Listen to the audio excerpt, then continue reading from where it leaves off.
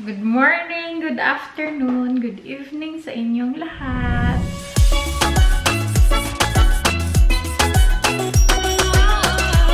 Today is Friday. Thank God it's Friday. 11 na dito, magto-12 na. Quarter to 12 na. Ngayon lang ako nag-start ng vlog. Though maaga akong gumising, pero ngayon lang ako nag-start ng vlog dahil nag-upload ako ng video.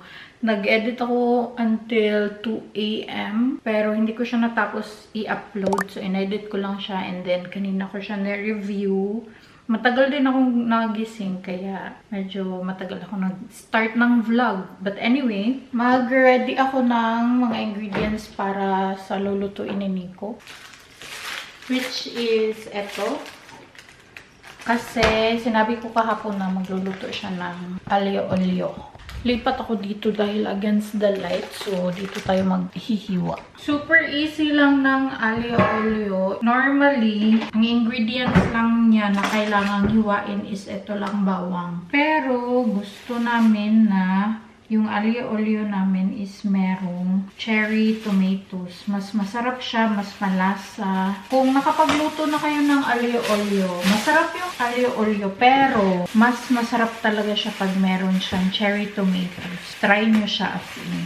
Sobrang dali lang magluto nito. Nagluto din ako ng ganito doon sa Pinas, pero ang ending, ako lang din yung kumain kasi yung mga kapatid ko, yung family ko, ayaw nila. Nawiwerduhan sila sa sa mga spaghetti na niluluto ko since sanay tayo sa Filipino style spaghetti. Nawiwerduhan sila. Nagluto din si Nico ng ganito one time, nung first time ni Nico sa Pinas. Nagluto siya ng ganito. Yung family ko, lahat sila nagka-diarrhea. Kasi siguro hindi sanay sa ganung lasa yung tiyan. Hindi ko alam kung saan sila na-trigger. Pero since then, hindi sila kumain ng ganitong pagkaluto. Maybe nagulat yung tiyan nila sa lasa at saka sa olive oil. Pero sila lahat nagka-diarrhea except kay Nico at saka ako. Sabay kaming kumain. Same ng kinuhaan ng alio-olio. Pero bakit lahat sila nagka-diarrhea? Sumama yung tiyan nila. Sa tingin ko talaga, nung time na yun, nagulat yung tiyan nila ba? Nabaguhan lang tiyan ba? Naninibago yung tiyan nila. Tapos, nung nagluto ako ng ganito, dun sa Pinas, last year, hindi din sila kumain. Ako lang kumain. Kasi nag-crave ako ng alio-olio. Pero, nakulangan ako sa lasa ng cherry tomato. Wala kasing cherry tomato sa amin. Gusto ko nga din sanang gumawa ng wrap sa amin. Kaso, wala ding tindang wrap. Hindi ko alam kung saan ako bibili pag nandun ako sa Pinas. Siguro, magdadala ako ng wraps galing dito kung uuwi akong Pilipinas. Yun na lang siguro ang gagawin ko. Tapos, i-freezer ko siya. Ilista ko ngayon yan siya sa phone ko or ilagay ko siya sa notes para if ever na umuwi akong Pilipinas, meron akong notes kung ano yung kailangan kong dalhin. Gasan ko lang tong cherry tomatoes. Hindi ko alam kung kailangan ko maghiwa ng chili. Siguro si Nico yung maghiwa ng chili. Ang gusto din namin sa alio-olio is maanghang. Ayoko sa alio-olio na hindi maanghang. Mas masarap yung lasa niya pag maanghang. Nga pala, naglilinis ako doon sa aming closet. Ang dami kong kailangang tupiin. Nagtambak yung tupiin ko. Si Nico ang naglaba last week. Pero hindi yun marunong magtupi. Kaya natambak siya. Tapos naglaba din ako kahapon. Wala akong time magtupi kahapon. Anyway, hinati ko lang ang kamatis. Kasi mas masarap siya pag medyo buo pa yung kamatis. Si Nico pala magluluto neto. Mas gusto ko kasi yung luto niya neto kaysa ako yung magluto. So, ayan na siya. Ready. And then, eto. Since tapos na ako dito, tawagin ko si Nico para siyang magluto. Nandito kasi siya sa bahay dahil home office siya. Work from home siya every Friday. Tingnan nyo, no filter to. Ito yung aking tupiin. Tapos naglilinis ako dito sa closet. Tingnan nyo. Pack. Oh, no filter. Tada!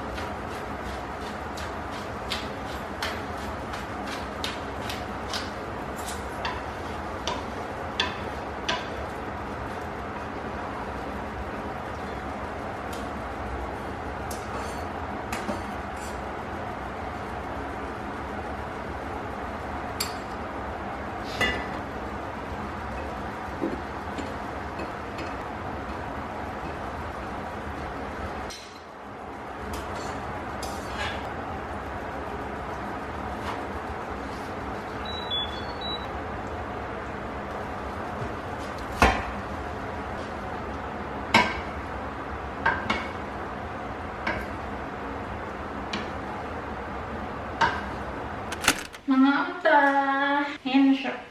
Ayan. Ta-da! Pero hindi spaghetti yung ginamit niya today dahil naubusan pala kami ng spaghetti. Hindi namin napansin ba? Ich glaube, das ist mal das ist solches Pasta gegessen habe. Ja.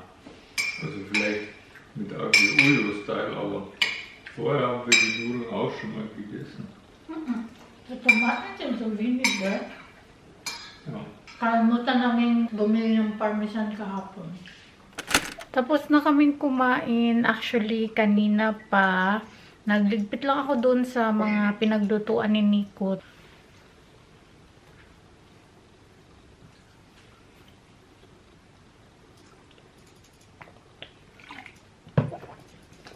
Tinali ko lang yung buhok ko. Tapos lalagay ako ng sunscreen. Lalagay lang ako ng sunscreen dahil aalis kami ni Nico ngayon. Bibili ako ng bigas. Wala na akong bigas dito. Kaya kahapon, tinapay yung kinain ko sa hapunan dahil wala na akong bigas. Meron ako dyan red rice. Kala ko bet ko ang red rice pero di ko pala siya bet. So si Nico ang nakain ng red rice. Once kasi na-try ko yung red rice kay Ate May. Hi, Ate May, if you're watching. Konting-konti lang yung na-try ko. Tapos, nasarapan ako. So, sabi ko, bibili ako ng red rice. Pero, yun pala, hindi ko pala siya bet. So, si Nico ang kumakain nun. Gusto maglagay ng kilay. So, magkikilay ako. Lipat ako sa angle dito dahil against the light kayo. Doon ko kayo dilagay. Pero, against the light siya dahil meron ako kaming malaking bintana dyan. Bet ko maglagay ng kilay. So, maglalagay ako ng kilay. Wala akong ibang pangkilay. Ito lang. Hindi pa ako nakabili ng mga kung anik-anik ko. Gusto ko sanang pumunta mag-isa sa drugstore. Ayoko isama si Nico pag pumupunta akong drugstore dahil hindi niya ako tinatantanan. Sinasabihan niya ako lagi na wag nang bumili kasi di daw kailangan. Mas maganda daw ako pag walang makeup. Pero gusto ko kasi maglagay ng kilay. Tapos mascara. Sobrang konti lang yung nilalagay kong pangkilay. Oh, diba? Pak na pak yung kilay. Ayan. Okay na yan eh. Sa totoo lang, tinatamad akong maglagay ng mga kolorete sa mukha. Naselan ako pag naghihilamos sa gabi. Gusto ko maglagay ng mascara dahil parang gising na gising yung pagmumukha ko pag merong mascara. So, magmamaskara ako. Minsan lang din naman ako nag-aayos eh. Tapos, gustong-gusto kong maglagay ng foundation. Pero, nahaselan din ako. Hindi ako komportable na meron ako nilalagay sa mukha ko. But anyway, ito ang gagamitin ko. Expired na to. Sobrang tagal na neto. Bigay pa to sa akin ni Ate Mile. Ito ay from Estee Lauder. Bigay pa to sa akin ni Ate Mile. Mga 3 years ago ata. So, I'm pretty sure na expired na to pero hindi pa ako nakabili ng bagong mascara. Iba pa din kasi pag merong mascara yung mata ko compared sa isa na wala. Ayoko kasi siya itapon, nasasayangan ako. Kayo ba, meron din ba kayong bad eyelashes at saka good eyelashes? Kasi meron akong bad eyebrows, meron din akong good eyebrows. Ito yung good eyebrows ko, ito yung bad. Tapos, sa eyelashes naman, ito yung good, ito din yung bad.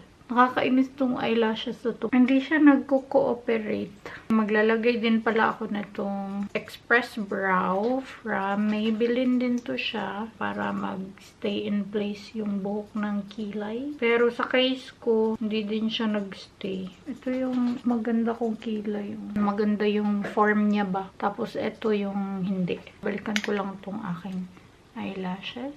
Sobrang stubborn ng aking eyelashes. Uy, sa totoo lang. Gusto kong magpalagay ng eyelashes pero mas nangingibabaw yung takot ko. Yung natural lang naman na eyelashes. Ayoko naman yung pakak na pakak. Pero nangingibabaw yung takot ko na baka ma-infection or baka may reaction yung mata ko na yun pa yung rason na mabulag ako. So, no way na lang. Anyway, I guess yun lang naman ang aking ilalagay sa aking pagmumukha dahil hindi naman ako nagba-blush on. Mayroon akong blush ons dito pero hindi ako maglalagay dahil nga pag nahihilamos ako sa gabi, ayoko yung madami akong gagawin para matanggal yung makeup. Sobrang hassle pag naglagay ng makeup. Uy, samok. Nawala ko yung aking hair stick or anong tawag doon. So, gagamit nila ako na itong Balea na gel. Konti lang naman nilalagay ko. Lalagyan ko lang dito kasi tumataas yung buhok ko. Maganda sana yung hair stick na nabili ko sa Pilipinas. Pero hindi ko alam kung saan ko siya nalagay. Meron ako in-order sa Amazon na bore brush. Pero, natatanggal siya. Mura siya gigwa. Mga ibot man siya. Hindi ko dinadamihan sa paglagay ng gel dahil ayoko yung pakak na pakak. Bibili lang naman kami ng bigas at konting grocery dahil kahapon nung nag-grocery kami meron akong mga nakalimutan. Ano ba yan? Maglalagay ako ng lipstick. Last Tuesday ko lang to nabili. Kasi nakita ko to sa TikTok. Nabudol ako. Nakita ko lang siya sa feed ko ba. Nag-try siya. Tapos dark din yung lips niya. Brown complexion din siya. Tapos sabi niya, ito daw bagay na bagay siya sa morena. So napabili ako. Meron lang siyang amoy. Yan siya, oh. Sa tingin nyo, bagay ba siya sa morena? Sa camera, medyo maliwanag siya, pero dark siya ng konti sa personal. Konti lang din naman yung lipstick ko. As in, sobrang konti lang. Meron lang ako ditong 2 lipstick, 3 lip tint.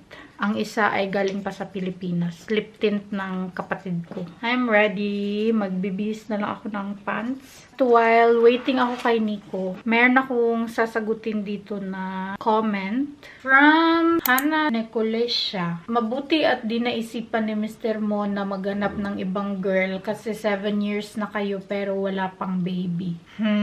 Thankful naman ako na hindi siya naghahabol ng anak. Hindi siya katulad ng ibang lalaki na iiwan yung babae pag hindi nagkaanak. Thankful ako doon as in, since nung mag-boyfriend-girlfriend pa lang talaga kami ni Nico, sinabihan na niya ako na ayaw niyang magkaanak. Alam ko sa sarili ko na ayaw niya nun. And then ako, nung time na yun, gustong-gusto ko. And-explain ko sa kanya kung bakit gustong-gusto kong magkaanak. Naiba ko naman yung opinion niya. So, nung sabi ko sa kanya na gusto kong magkaanak, ginusto din niya na magkaanak kami. Pero ngayon na sabi ko sa kanya na ayaw kong magkaanak dahil meron pa akong fino-focus ngayon. Yun yung mga kapatid ko na makapagtapos silang lahat.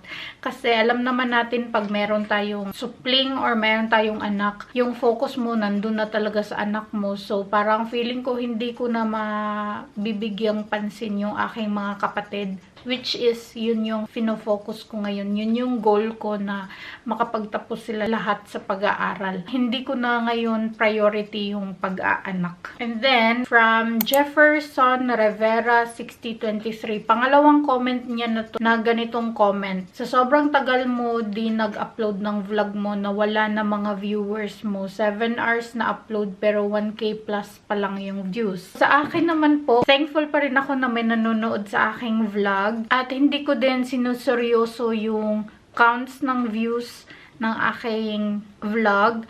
As long as meron pa rin nanonood, maraming salamat. Sobrang thankful pa rin po ako nun. Sa maniwala man kayo sa hindi, etong pag-vlog ko, reason ko talaga since the beginning is para sa aking family na mapanood nila ko ano yung mga ginagawa ko dito.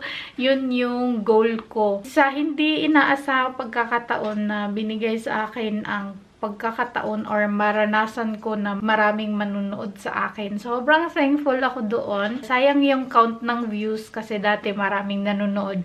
Pero until now, I'm still thankful na merong nanonood kahit isa or dalawa. Sobrang thankful ako doon at meron pa rin nakaka-appreciate sa vlogs ko. At until now, nag-e-enjoy pa rin ako sa pag-vlog, pag-e-edit, kahit na ano pang count ng aking views. So, I'm still thankful na meron pa rin nanonood kahit papano. So, maraming salamat sa mga nanonood. Until now, sa nanonood sa akin, maraming salamat. At kung nakasubaybay talaga kayo sa akin, hindi ako nandito sa YouTube para sa kinikita. Nandito ako para sa family ko na makita nila kung ano yung ginagawa ko dito.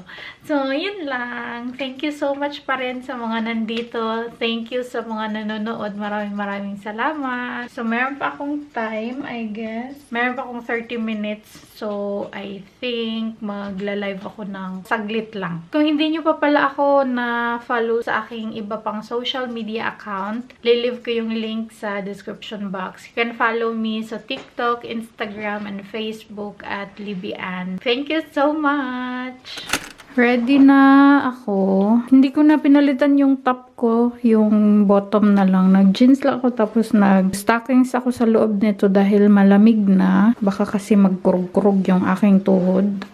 Magkurog-kurog is mag-shake ba? Ano mo mag-shake? Para lalamigin ba? And then, yung aking raincoat na galing kay RC, kay Ate Mirly, at saka kay Ellen. Nung birthday ko, way back 2019 ata. 2019 or 2020. So, let's go. Andyan si Nico. Nasa gilid siya.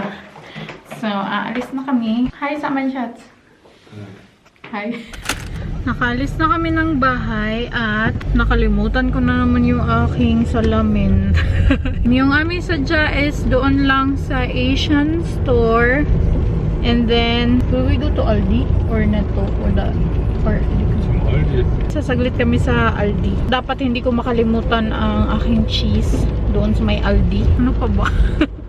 Kanina ang dami-dami kong nasa isip na bibilhin. Pero ngayon parang nakalimutan ko na naman kung ano yung aming bibilhin. Nakalimutan kong maglista. We'll see kung ano yung mabibili namin sa Asian store. Basta yung sadya namin sa Asian store is bigas. Ayaw ni Nikong bumili ng tagda 2 kilo or tagi 1 kilo sa may supermarket. Mas gusto ni Nico na bumili ng isahang sako na, uy, das ist doch rechts vor links. Yep. Das hat nicht erkannt. Dito sa video, ang puti-puti ko pero hindi po talaga ako maputi. Brown complexion po ako. Pero naglalighten na ako. Mas gusto ko yung brown ako nung nasa Pilipinas ako. Kasi pantay yung pagka-brown ko. Pag nandito ako, hindi pantay yung kulay ng balat ko. Merong lighter, meron ding darker. Gusto ko yung pantay yung kulay ng balat ko. Kaya pag nasa Pinas ako, gusto ko na lagi ako naliligo sa dagat. Yung dagat dito sa Germany, nandun sa north.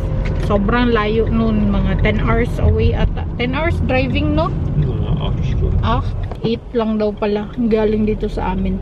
Pero malayo na din yun. Uy, 8 hours. Kalain mo namang 8 hours yung biyahe. Nandito kami sa may Asia store. Yan.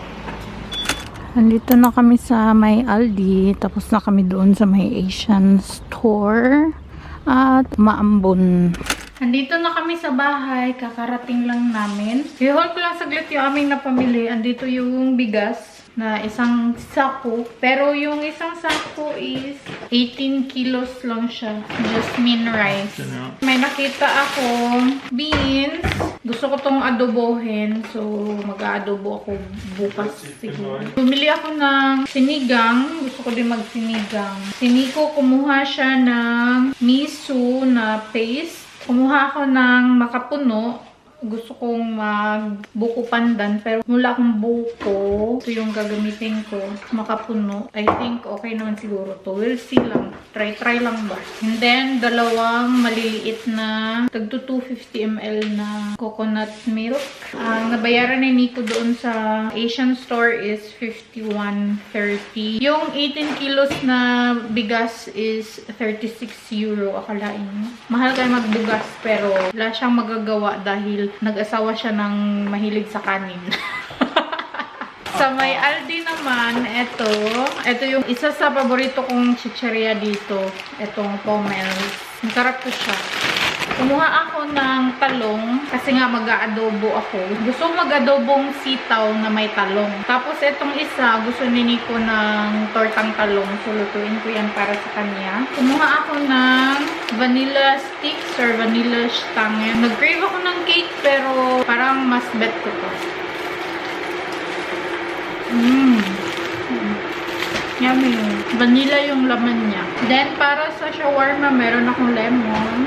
Then, cheese. Kumuha si Nico ng parmesan cheese. Ilagay namin ko siya sa freezer. At ang nabayaran ni Nico sa Aldi is 12 euro 10. Doon sa may Aldi, dahil mahaba yung pila, nagbigay sila ng chocolate. Tag-iisa kami ni Nico. Nagbigay sila dahil daw nag-antay kami.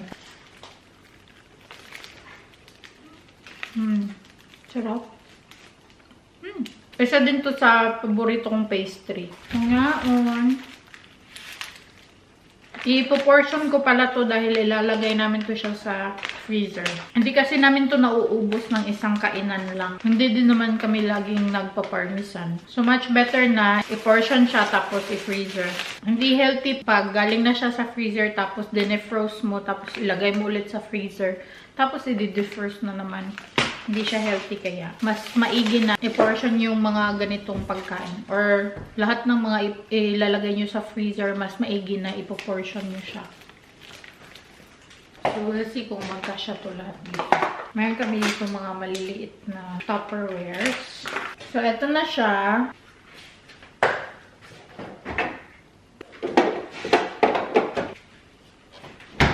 Noong gumawa din ako ng gravy sauce, pinortion ko din siya, nilagay ko siya sa freezer. Giinom lang ako ng tea. Pasensyahan niyo kung may tinga-tinga kayo nakikita dyan.